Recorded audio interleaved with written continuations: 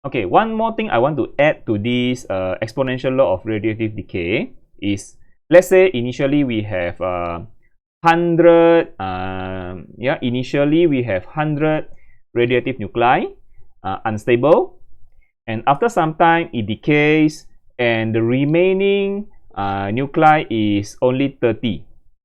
Okay, 30 unstable nuclei remaining. So my question is, how many has decayed? How many has decayed? How many unstable nuclei has decayed? So to get the answer is what is this is the, you have 30 remaining, you have 30 remaining unstable nuclei. Yeah, you have 30 remaining unstable nuclei. So how many has decayed? Number has the nuclei, okay, has decayed how much? Yeah, how many has decayed? 100, which is you should use n naught minus n, n naught minus n, which is 100 minus 30. So there are 70 nuclei decayed. Okay, if the question asks you how many has decayed, so you should, how many has decayed, so you should say 70 has decayed. Don't write 30. 30 is the remaining one. And then how many alpha particle has been emitted? My question is, how many alpha particle has been emitted? So last time we did talk about the alpha decay. Okay, we know that one decay, if one decay emit one alpha. Okay, if one nuclei decay, you will emit one alpha. If you look at the equation here also, one nuclei decay emit one alpha, isn't it? One nuclei decay get one alpha. So beta also the same. Beta also we can say one nuclei decay, you get only one beta. It emit one electron. This one, or we can say one beta lah, or emit one beta. Okay, this one emit one decay emit one alpha. This one decay emit one beta. So let's say the question asks you about how many alpha particle has been emitted. You can say has emit also 100, also n naught minus n. You must use n naught minus n, which is 100 minus 30. So you should write 70 alpha particle emitted. Okay, because we know that one decay, one decay emit one alpha, isn't it? One decay emit one alpha. So if 70 nuclei has decayed, means there are 70 alpha particle being emitted. Okay, this is logic, but sometimes you don't realize. So just let me tell you lah. Just let me tell you about this. Okay. So there are 70 has decayed, so it will also emit all along this time. It has emitted 70 alpha particle. Okay, emitted 70 alpha particle. So now, how many stable nuclei has been formed? How many stable nuclei has been formed? Okay, so it has also formed. N naught minus n, which is 70 stable nuclei. Formed. Okay, because the unstable nuclei is has decayed 70. has decayed 70, but the stable nuclei has formed 70. Understand not? Yeah. The unstable nuclei has decayed 70. Yeah, decayed 70 means it convert to stable nuclei. This 70 nuclei from 100 drop to 30. Yeah, from 100 unstable nuclei from this is all unstable nuclei. Okay, this is all unstable. Yeah, this initial unstable nuclei. Initial unstable nuclei. It has dropped to 30. That means there are 70 unstable nuclei has converted to stable nuclei. So unstable nuclei has decreased 70 nuclei, but stable nuclei has increased 70 stable nuclei. And along this process, it has emitted 70 alpha particle. Emitted 70 alpha particle because we know that one decay emit one alpha. Okay. Okay. So I think that's it. Very clear already. Also about mass. For mass, let's say initially I have 100 gram of initial mass, and then remaining you have 30 gram of unstable nuclei. So how many has decayed? So it has decayed. If talking about mass, you can also say the same thing. It has decayed 70 gram of unstable nuclei. It has decayed 70 gram of unstable nuclei and has formed 70 gram of stable nuclei. And about this gram, you calculate how many alpha particle emitted. You how to relate mass with the number of alpha particle. You use the what you call that, the chemistry method, the molar mass, number of mole, the molar mass, and then you can find the number of particle. Okay. So this one has decayed 70 gram of unstable nuclei. Okay, I think I have touched everything.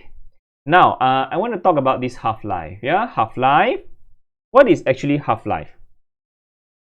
Half-life, let me see. Okay, let me say about this half-life. Half-life is actually defined as the time required. Yeah, look at here. The time required for the number of radioactive nuclei to decrease to half of the original number of nuclei.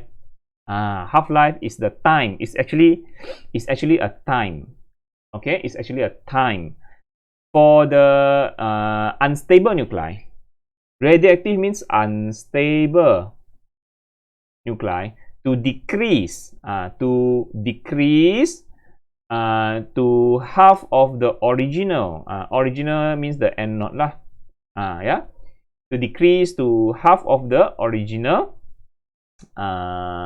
What they say? Original number of unstable nuclei. That means the time for this is the half-life is the time for N become from N naught become half N naught to decrease from N naught become half N naught. The time taken is half-life. Understand not? Maybe let me show you one simulation. Let me show you one simulation. This one. Okay, let's look at this. Now you have how many nuclei here? 1, 2, 3, 4, 5, 6, 7, 8. 8, 1, 2, 3, 4, 5, 6, 7, 8. So 8 times 8 is 64 here. You have 64 nuclei here. So after one half-life, 64 will drop to how many nuclei? You have 64 nuclei. That means after half-life, it will drop to 32 nuclei. Yeah, it should be 32 nuclei. So let's look at after one half-life. I press one time. You have 64 here. Okay, maybe I should write it down. Let me show you. Okay, again. Let me show you. Where is my pen? Hold on a second. Yeah. Where is the pen? Okay. All right, let me show you. Yeah. Okay. So initially you have how many? You have 64 initial nuclei. I don't like this color. I should change. Just use black. Okay. Just use black. So initially I have 64, isn't it? 64. So okay. Now how many? Now let's press one time half-life. One time half-life. Okay. Okay, half-life, you see the number of nuclei. This is the remain radioactive atoms. So actually you should write nuclei. Okay. So from 60 now it dropped to half already. Dropped to half. So now let's look at after one half-life. So how much is the okay. So this one after and half-life. So how many nuclei is there? Okay, let us count one by one. 1, 2, 3, 4, 5, 6, 7, 8, 9, 10, 11, 12, 13, 14, 15, 16, 17, 18, 19, 20, 21, 22, 23, 24, 25, 26, 27, 28, 29, 30, 31, 32. You see 32. You see it is random. You don't know which one decay. It's random. All has the same probability to decay, but we cannot predict which one will decay. It just randomly. You see, the particle not lost. Yeah, the particle not lost. You see the faded one. These are those these are the stable nuclei already. Yeah. The one not faded, they are still unstable nuclei. These are unstable nuclei. They will still decay. They will still decay. The one already faded, they already become stable. They won't decay anymore. So let's. This is one time half-life. We get 32. So now let's another half-life again. You see the graph. Just now you have 8. You have 8. It dropped to half, become 4. Now it dropped half again, become 2. You see not? You see not? I become 2. So now let's calculate how many. Count how many again. Now another half-life. Another half-life. So another half-life. So 1, 2, 3, 4, 5, 6, 7, 8, 9, 10, 11, 12, 13, 14, 15, 16.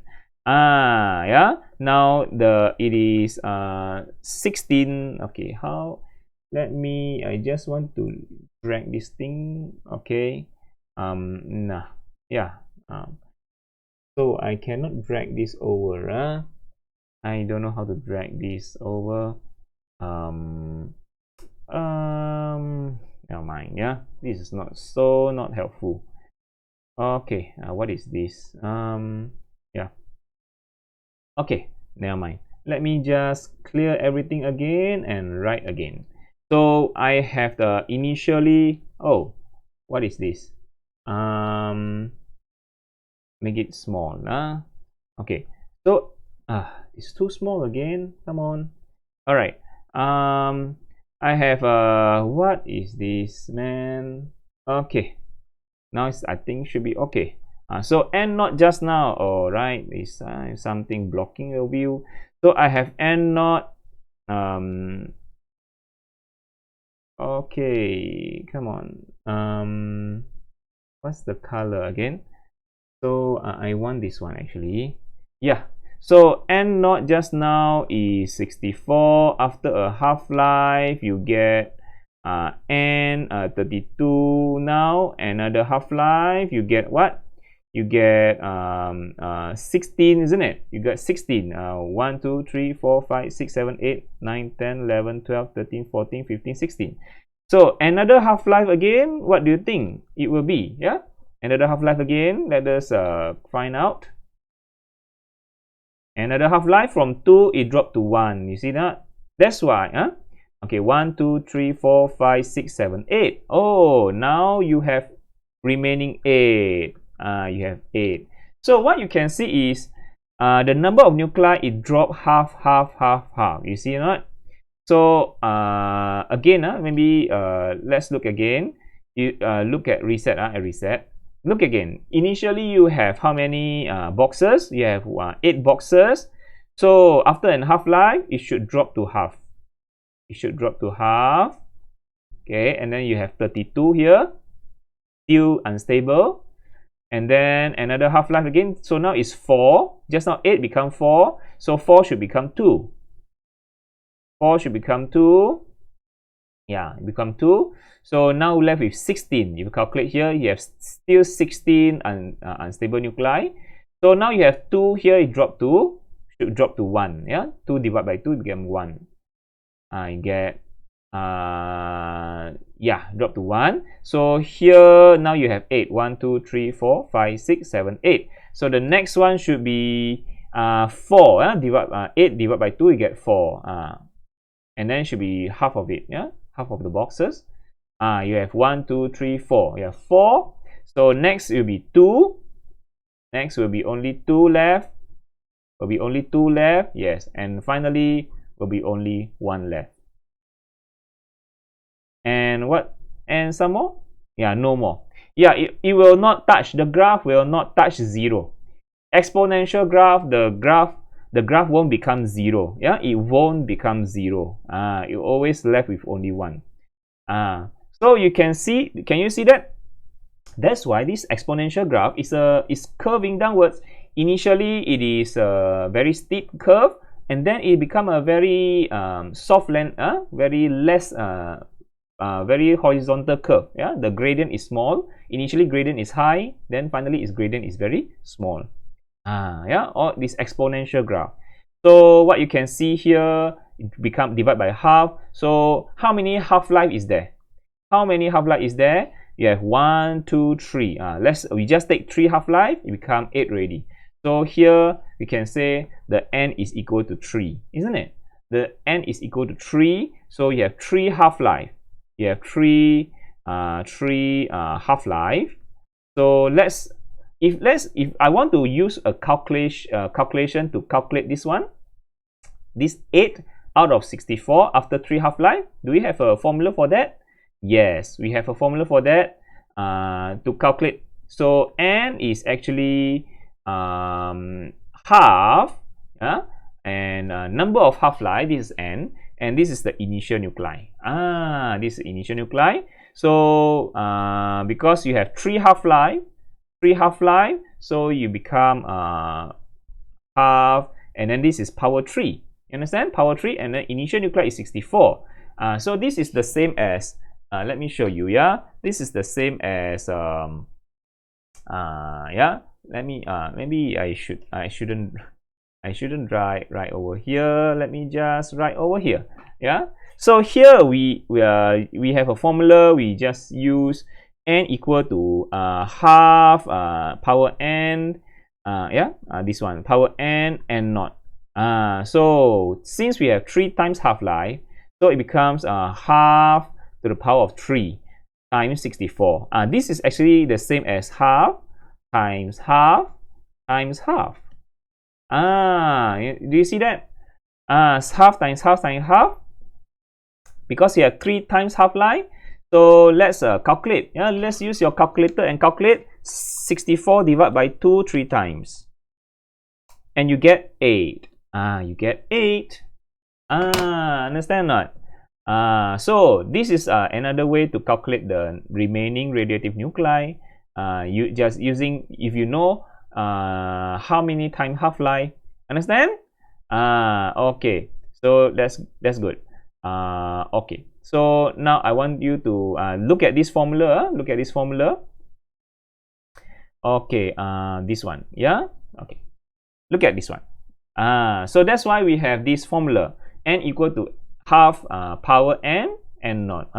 N is the number of half-life. We know. Yeah. If you know the half-life, how many times half-life? Then you can know, yeah, you see, like this one, 16 become 8, become 4, become 2, and so on. Yeah, it will not touch the axis. Yeah, here it will not touch the x-axis. Remember that. Okay, so you can use this formula if you know how many times half-life, but if you don't know, you can just use this exponential equation. So there are 2 ways to calculate the remaining unstable nuclei. Is either use this formula or use this formula. So another formula for you to choose is this one lah, n equal to n naught exponent negative lambda t. So there are two formula for you. From the initial nuclei, find the final remaining nuclei. So there are two ways for you to calculate the final n. Either use this one or use this one. This one, you use this one if you just have a time. You just have the time. After certain time, what is the remaining nuclei? And you use this one if you know how many time half-life has passed. Okay, how many half-time has passed? Let's say let's say a carbon 12 let's say carbon 14, it has a half-life of 1 day, let's say. Okay, half-life of 1 day. So let's say my question is after 3 days, what is okay, the initial nuclei is, let's say, 100. Okay, initial nuclei is 100. Okay, after 3 days, so how many remaining nuclei? So since you already have this half-life and you know this is a 3 times half-life after 3 days, that means you can just use this formula. You know there are 3 times half-life, just put 3. Just put 3 and not, and then you can calculate already. This is power of 3 become power 8. 2 power 3 is 8, and then this is 100, and divide, you can get answer, which is 100 divided by 8, you get 12.1 particle. Understand? 12.5 particle. So you can get the final remaining. Okay. Yeah. So but if let's say it give you, let's say, the time after, let's say the question asks you, what about after 3.5 days? After 3.5 days, you don't know how many time half-life, isn't it? This one, you don't know how many time half-life. So because this one is not full number, this one is okay, maybe I make it even harder, 3.77 days. So how to do this? Better you use this formula. Better you just use this formula, n equal to n naught exponent negative lambda t. You just put the t. You just put the t using 3.7 days. 3.7 days, convert to second then. Convert to second first. Then you also can find the number of nuclei after 3.7 days. Okay, that means if it give you the time, this is the time, you understand? This is a time. This is a time. I give you like this one, you can know how many multiples of half-life. You can easily use this formula to find the remaining nuclei. But it gives you some time with we don't know how many multiples of half-life. You better use the exponential equation, n equal to n naught exponent negative lambda t. These two equations will achieve the same objective, that is to find n. You will still get the same thing. Understand? But if you want to totally use this formula, also can. After 3 days, you also want to use this exponential equation to find the n, also can. You still get the same answer. You still get the same answer as this one. Okay. So that's it about this equation. So and then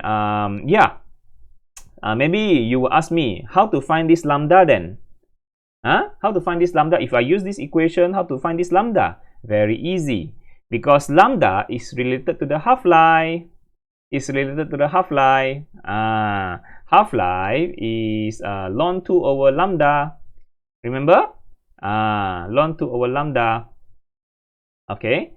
And we also can write it as we also can change it to, if you want to find lambda, we can just take ln 2 divided by half-life. Ln 2 divided by half-life. And then the unit for half-life, we know that half-life is a time.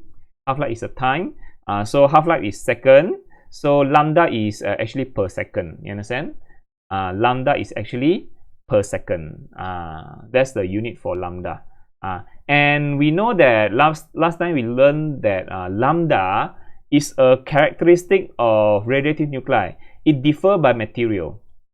It has different value for different nuclides, isn't it? Differ by material, this lambda.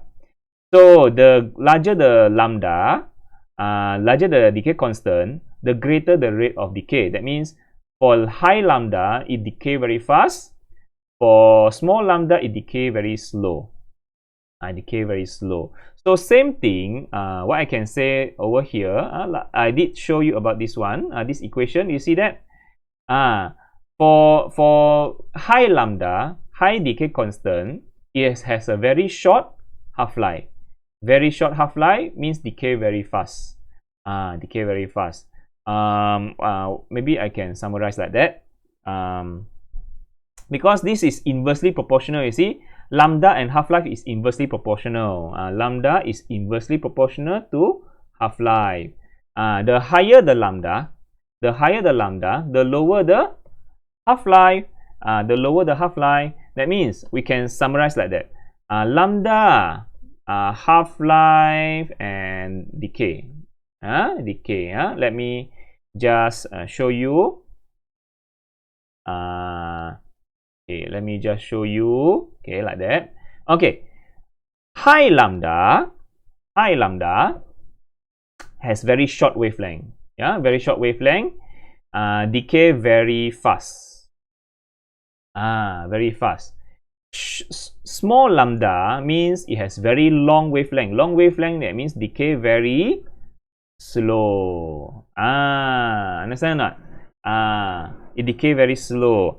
High lambda means it has very short wavelength. Very short wavelength, that means maybe it just take maybe the half-life is just take a few milliseconds. Maybe just take 2 milliseconds can decay to half already. Very short. That means decay very fast lah. Decay very fast because it has very short half-life. Understand? It just take 2 milliseconds to decay to half already.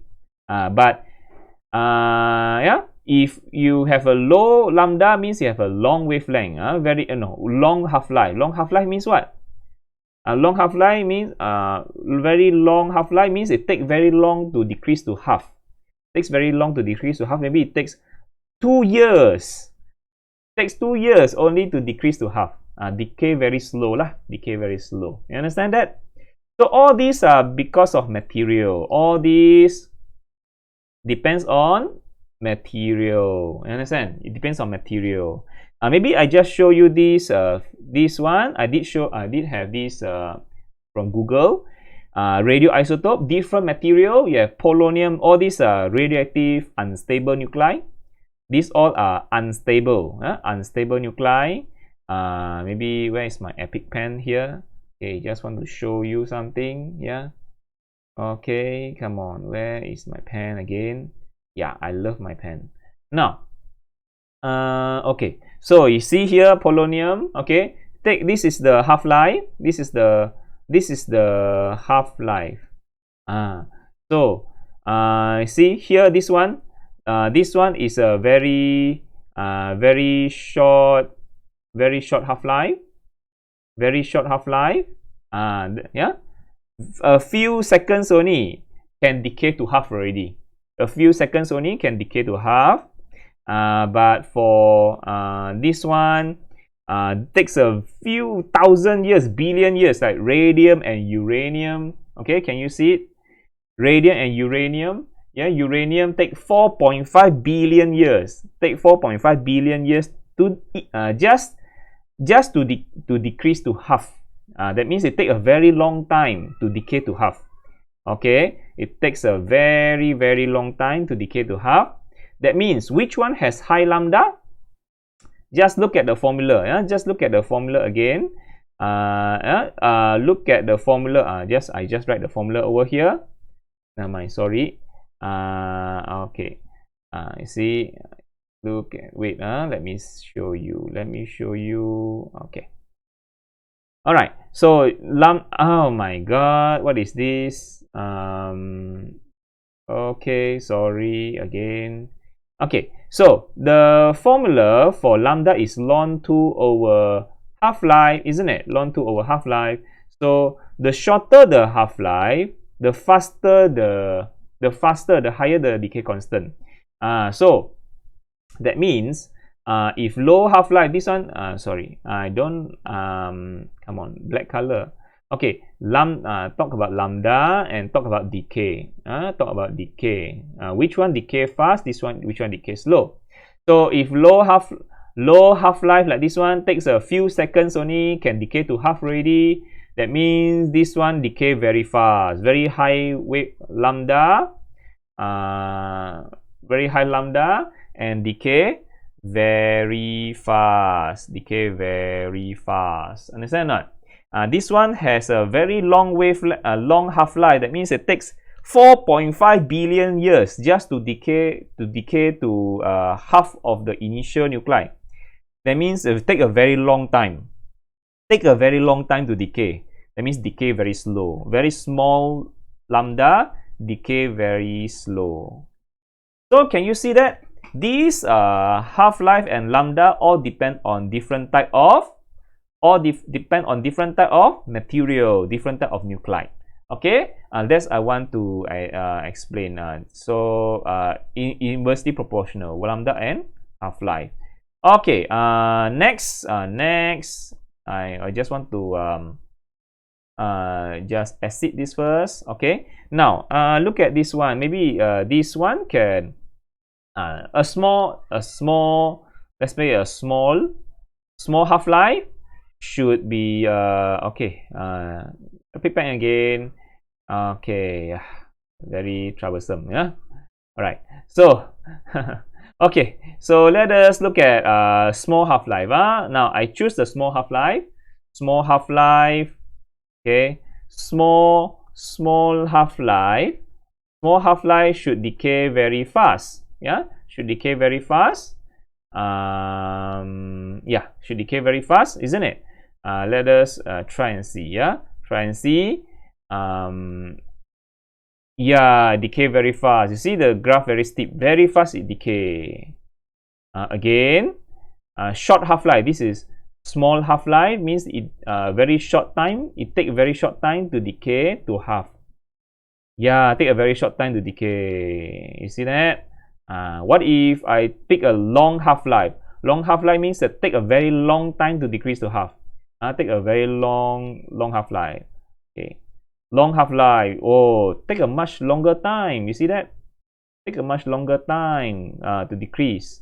Okay, take a much longer time. You see, small half-life very fast.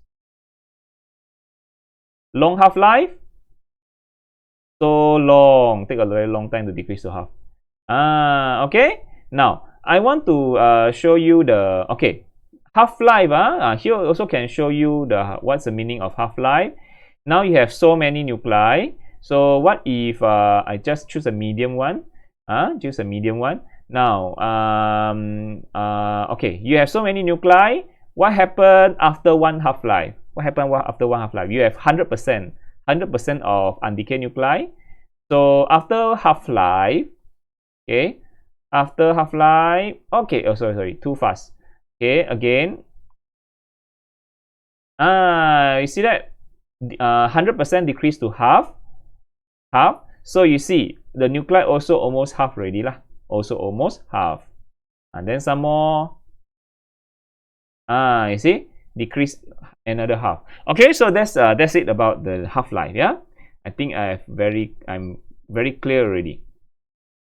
Okay, so that's it. I think that's it about this. So the half-life of any nuclei is constant, does not depend on the number of nuclei present. Okay, that means it's constant based on the different material. Okay, it's constant based on different material. Some material takes a few seconds to decay to half.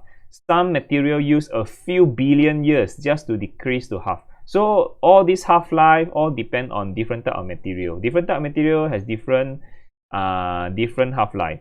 Yeah. So what I can say is just now he did say it did say the half-life of any nuclei, the half-life of any nuclei is constant, not depend on the number of nuclei present. What does it mean here is that means if let's talk about sodium. Let's say sodium, initially you have if let's say you have 1000 nuclei, so the half-life is still 15 hours to decrease to half. So what if I use only 10 nuclei? Will the half-life also 15 hours or even less? Still 15 hours. Understand? So what I mean is, let's say initially sodium you have 1000 nuclei. After 15 hours, come on. After 15 hours, you get 500 nuclei. Understand? 15 hours you get 5 nuclei. So what about if you have 10? You have 10 nuclei. After 15 hours, you get 5. So the half-life is always constant, regardless of number of nuclei present. Okay, regardless of number of nuclei present, the half-life is always constant. So it just decreased to half-life. That is what it means. Okay, I think finish about that. So let's continue the lesson. Come on. Okay, so now the units for the half-life are seconds, minute, hour, day, or year. As I said, you see, you have seconds, hours, day. Some take seconds, some takes hours, some take days, some take years. So different material has different half-life. Okay, and also different lambda. So the half-life can be at different unit. And the half-life and lambda both differ by materials. Different materials. They have different values for different radiative nuclei. Okay, just now I talked about this half-life. You have different unit, isn't it? This is also one thing I want to emphasize. I have so many things to explain. So you see this one, this formula, activity equal to A naught exponent negative lambda t, isn't it? Be careful with the unit. A equal to A naught exponent negative lambda t. Okay, we know that let's say your half-life, let's say one of your nuclei is using days. Your half-life is 1 day. Okay, 1 day. So now let's calculate the lambda. So if your half-life is 1 day, what is the question is, what is activity after 3.7 days? 3.7 days. What do you do? What do you do is you can maintain this activity as per second unit per second. Per second. This lambda, what I'm going to tell you here is this lambda you find out using ln 2 over half-life, isn't it? Ln 2 over half-life. You can maintain this one in days. You can maintain this one in days. You understand? Because you no need to this lambda is not related to the activity here. This is the index number. Index number has nothing to do with the things below. Okay, so lambda only pair with time, activity only pair with activity not. Okay, so this one you can maintain as day. So what I mean is here you can substitute as ln 2 over 1 day, and then the time here you can put 3.7 day. The unit cancel. The unit cancel among themselves. This per second and per second also they can cancel among themselves. So it's harmony. Okay. So no problem. This one no problem because the unit all perfectly harmony. Understand? Lambda only affect the time. Okay. This activity only affect activity not. So this you can maintain. You don't need to change the unit to. You don't need to change to SI unit. You can maintain this one as day, this one as per day. The lambda here is per day. Yeah, you can maintain this lambda as per day. This one time as day. You understand what I mean? But later on, let's say if you want to relate the lambda to activity, that one you need to change to SI unit, because we have another formula for this one. Where is the formula? Yeah, this one. The decay law. Activity also equal to negative lambda n. Negative lambda n. That means here activity equal to activity not sorry. Let's say I want to relate the activity to negative lambda n. If this one is related, this one, if you're in this equation, you use the lambda in unit per day.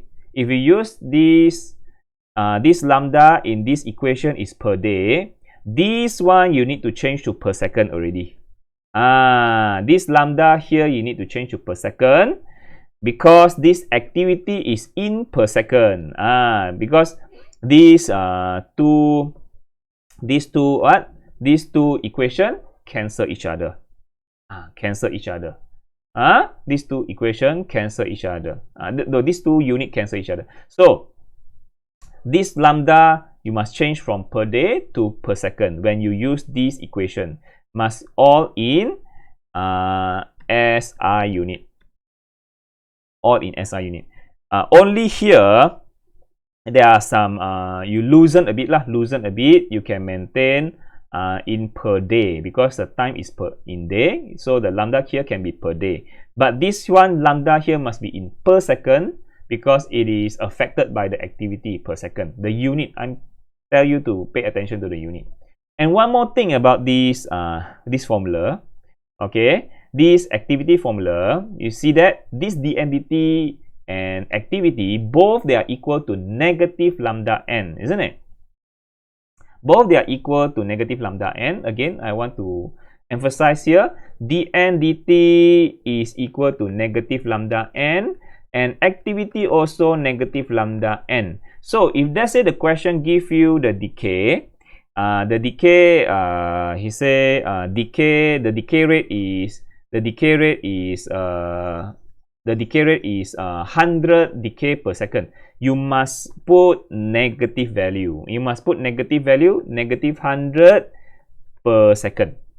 And the activity also, you must put negative 100 also. You must put negative 100 decay per second. So when you substitute into this equation, you substitute together with the negative value. Here.